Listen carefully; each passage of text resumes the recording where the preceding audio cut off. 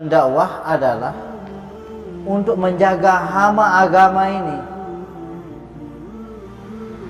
bukan mengajarkan orang-orang pintar. Tidak, kita ini lagi belajar agama, lagi belajar menjaga agama. Apakah tuan-tuan dibayar untuk dakwah ini? Dibayar apa tidak? Ada anak dan istrinya, ada, ditinggalkan jauh-jauh. Tuh dai-dai itu ninggalin anak istri, tanggung jawabnya di mana katanya?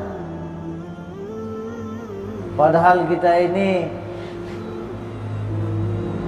dalam 1 tahun itu 11 bulan kita jaga anak istri kita. Hanya sebulan kita keluar di jalan Allah sudah dikomplain sama orang untuk menjaga agama ini.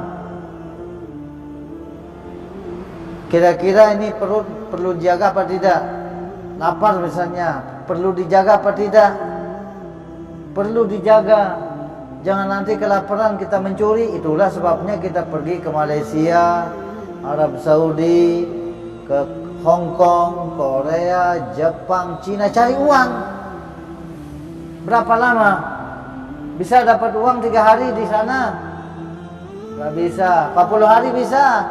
Gak bisa. 4 tahun kita tinggalin anak istri kita untuk menjaga perut saja. Keluar 1 bulan saja komplain. Hanya 1 bulan kita keluar di jalan Allah komplain. Siapa yang jaga anak istrinya? Dai-dai ini katanya.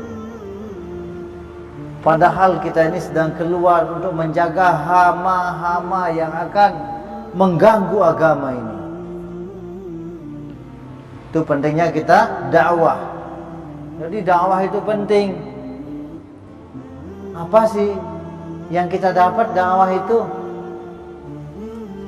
Kemungkinan yang jelas kita dapat ilmu dan pengalaman. Tapi yang paling pasti kalau kita keluar di jalan Allah, kalau kita dakwah itu, ikut keluar dakwah itu, yang kita pasti dapat adalah hidayah. Al-ilmu yati bit-ta'lim. Ilmu itu datang, kita dapatkan dengan belajar. Wal huda yati bid-da'wah. Wal imanu yati bid-da'wah.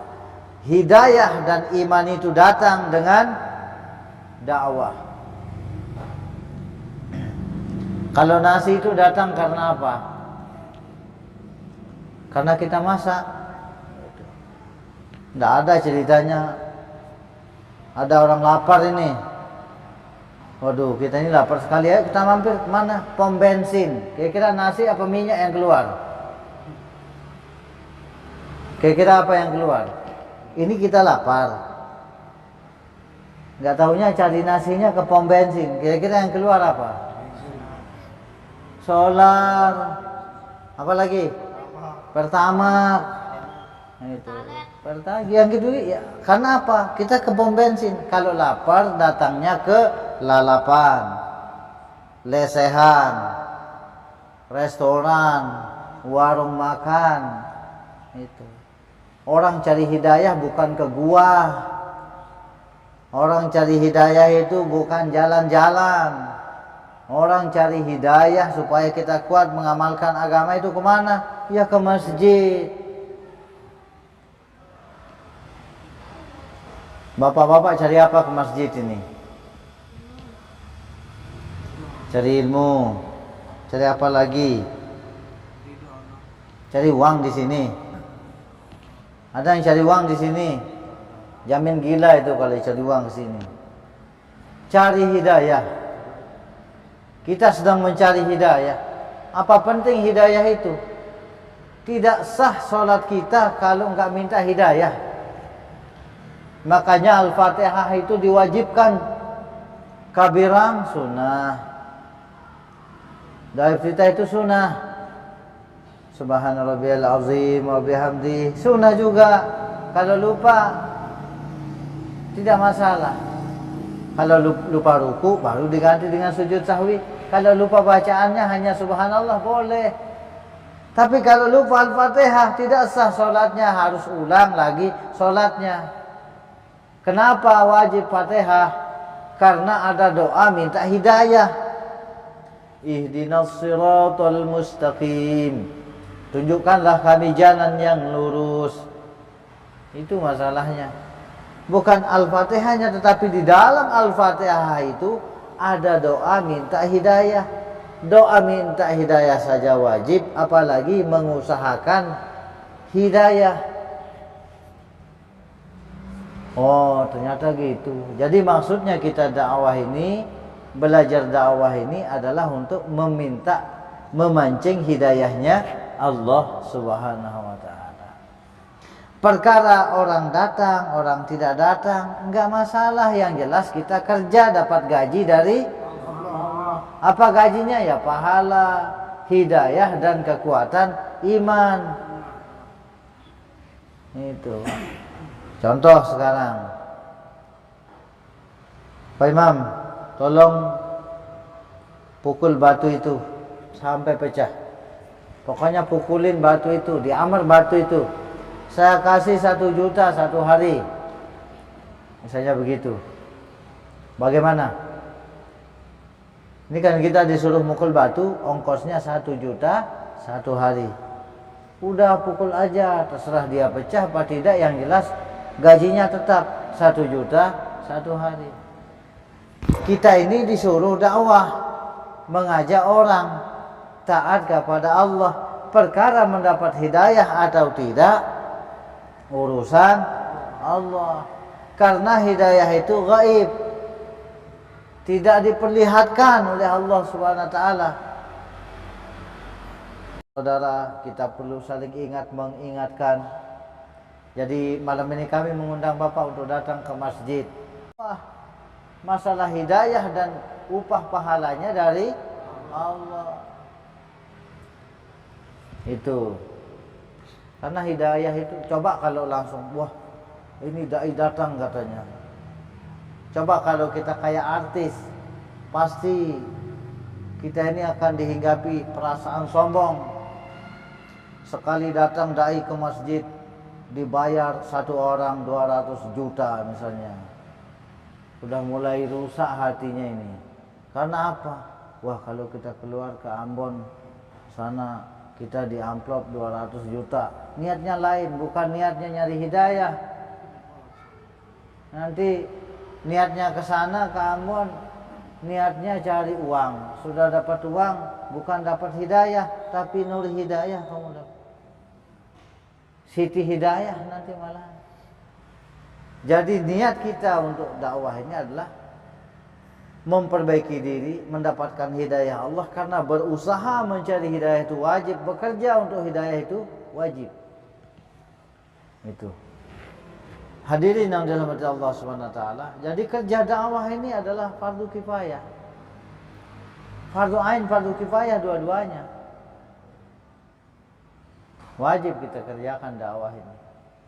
Karena ibarat padi tadi, tanaman kita sudah subur, hama ini sedang diserang kita sekarang ini. Hama ini lagi datang.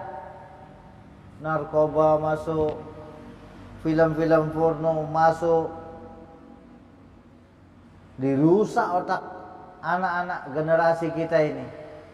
Nah, kalau kita ini nunggu saja, tidak mau peduli dengan agama ini, maka agama dan generasi penerus agama, generasi penerus bangsa ini akan rusak. Itu sebabnya kita ini bukan disebarkan, tapi menyebarkan diri.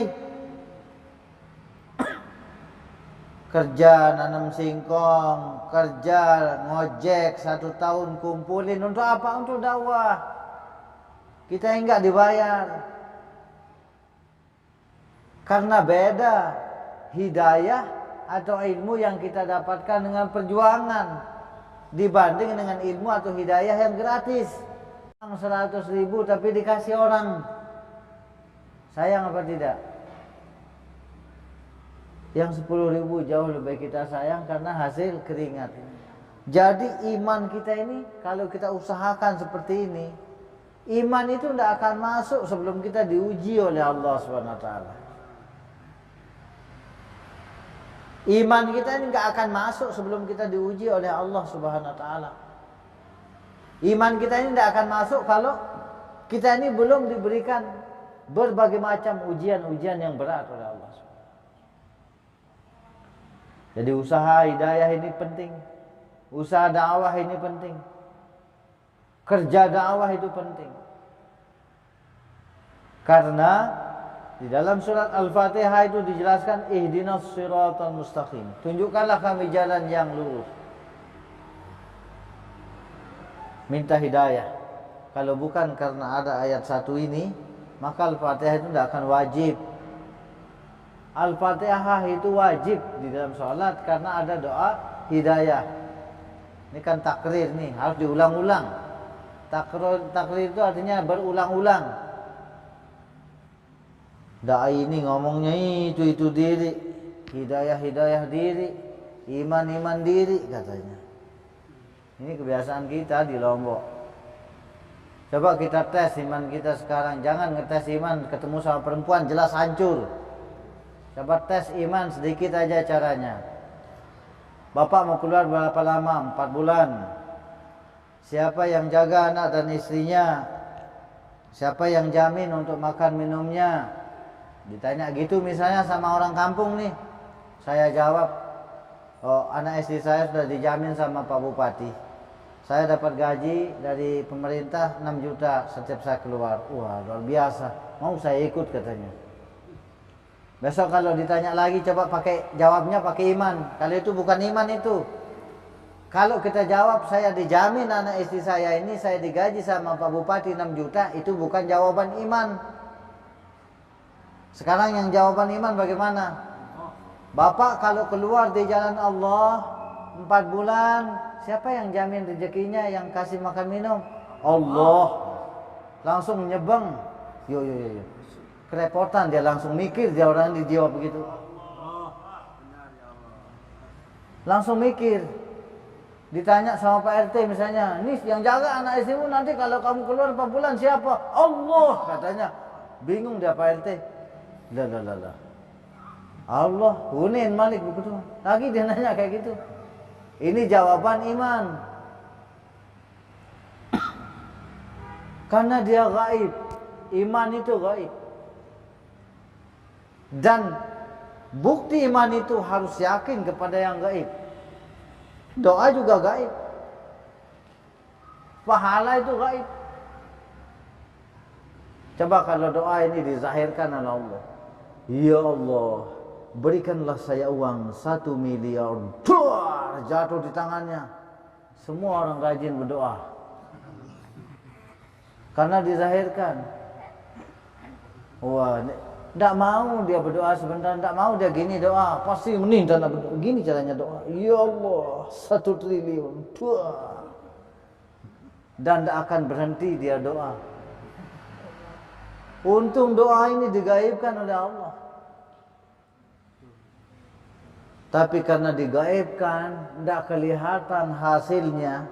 Orang doa itu gini caranya, amin. Amin katanya. Amin katanya. Dianggap enteng doa itu. Itulah bukti keimanan kita kalau kita berdoa ini tetap bersimpuh di hadapan Allah. Ya Allah, tolong saya ya Allah.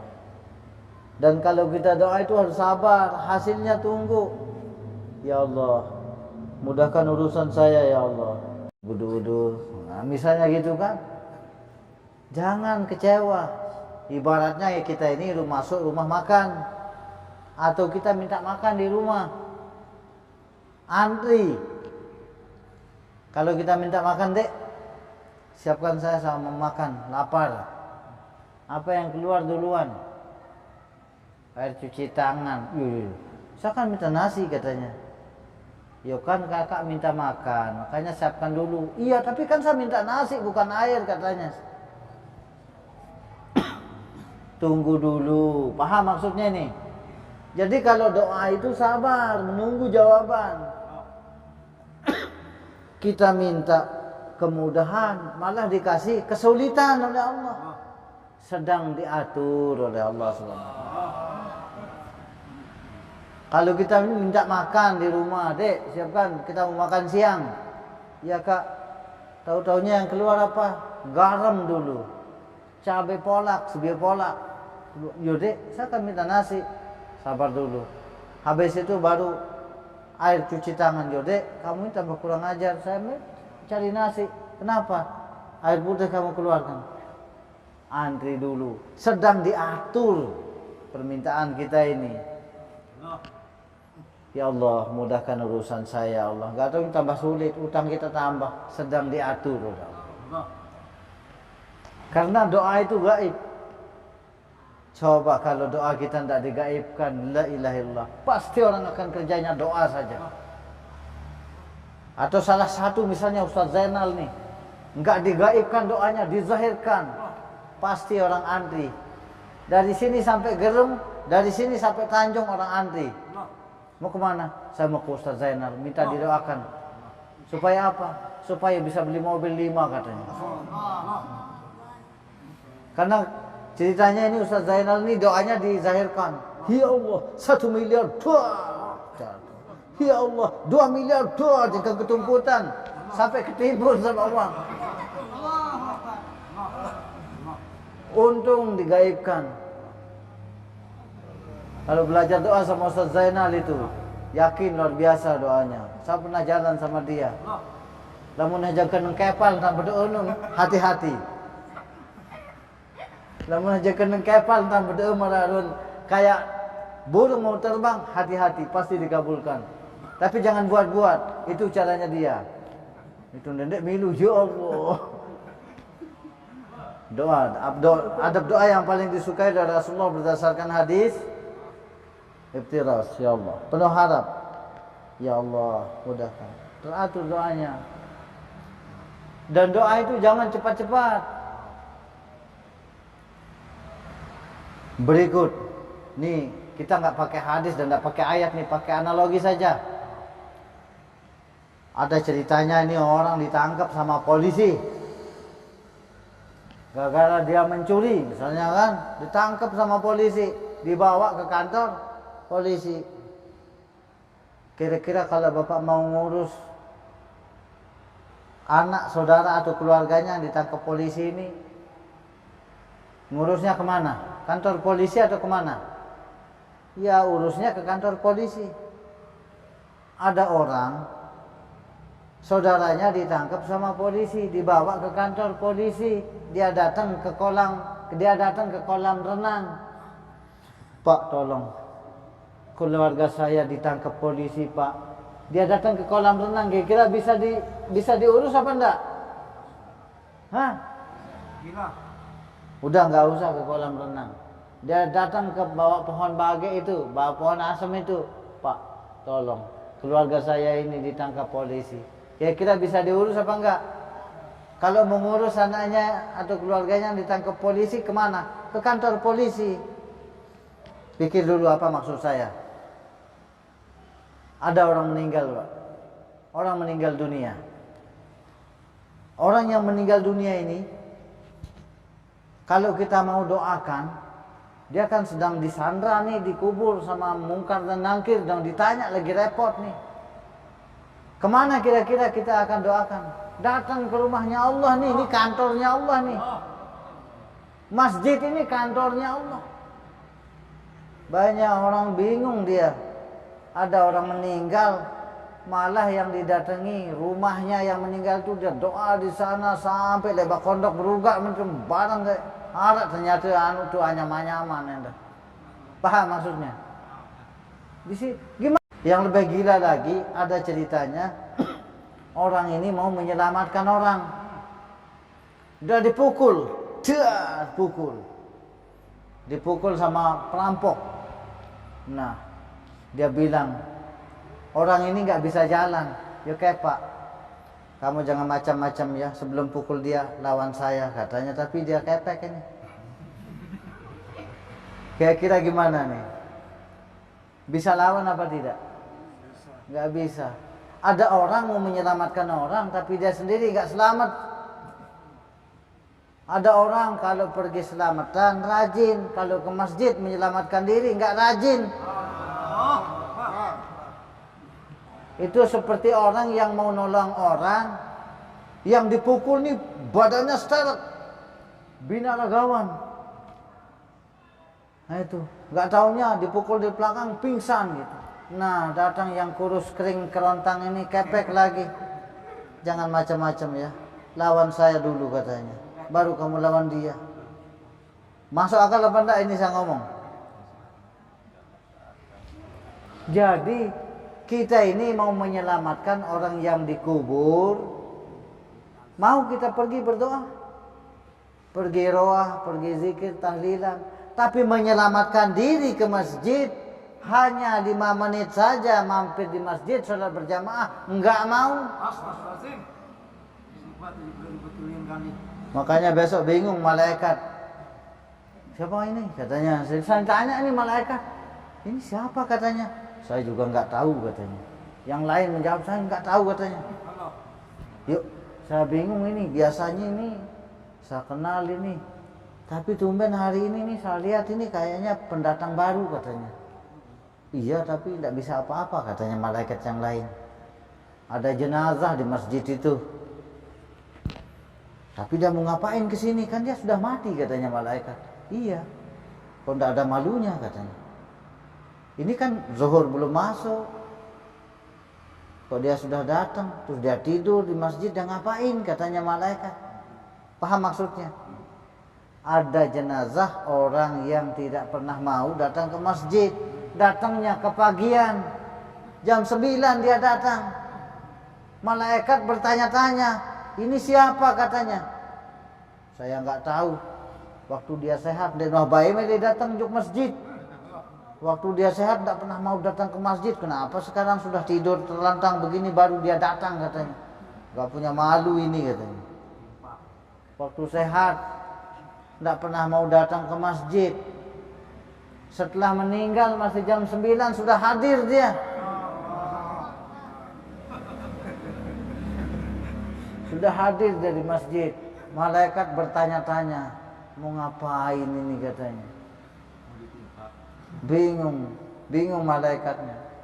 Tapi kalau orang rajin ke masjid, karena malaikat tuh setiap pintu ada nih, di pintu masjid nih ada malaikat berdiri.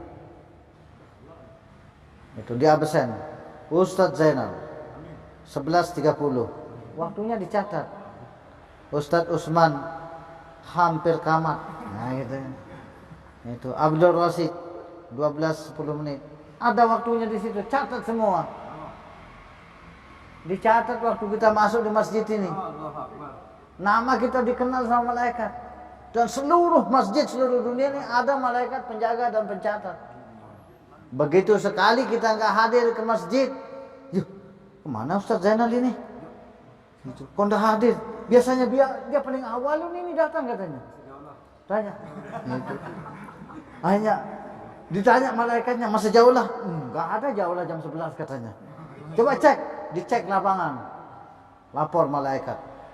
Malaikat, nggak ada Ustadz Zainal di lapangan katanya. Biasanya khususi, nggak ada khususi. Nggak taunya dia meninggal di rumahnya. Maaf Ustadz, bukan Ustadz. Langsung dicek rumahnya. Nggak taunya Ustadz Zainal meninggal di rumahnya. Siapa yang paling dulu melayat? Malaikat. Langsung, ya jami'al malaikatil minas samai wal ard. Hei semua malaikat yang ada di langit dan di bumi, hadir. Haza fulan bin fulan bin fulan bin fulan meninggal dunia. Malaikat yang duluan enggak layat dia. Dilayat sama malaikat. Tapi kalau orang malas ke masjid, siapa yang layat dia duluan? Untung kamu mati katanya, setan duluan. Ada teman kita besok katanya. Nanti kalau kamu ditanya sama Munkar sama Nakir, jangan tangguhkan saya. Orang sudah mati nggak bisa ngapa-ngapain, langsung dihujam dengan kata-kata yang menyakitkan hati sama iblis. Awas ya, kamu sudah mati sekarang. Nanti kalau Mukar menangkir sama nanya sama kamu, jangan tangguhkan saya. Saya kan tidak pernah ngajak kamu, saya cuma kedip-kedipin aja, kamu mau katanya. Itu. Saya cuma gini-gini aja langsung kamu mau. Betul kita ini kalau diajak sama pekerjaan setan, tidak usah kita diajak jaga oros-orosan, tidak pernah. Digeret-geret tidak pernah kita sama setan. Teng, ikut katanya. Tapi kalau diajak sama pekerjaan malaikat untuk taat kepada Allah itu digeret-geret malah marah. Tapi kalau pekerjaan iblis, masya Allah, lot katanya, oke. 4 bulan insya Allah ya. Subhanallah wa bihamdihi subhanakallah wa asyhadu an la ilaha illa anta astaghfiruka wa atubu ilaik. Assalamualaikum warahmatullahi wabarakatuh. Insyaallah. Jalan-jalan.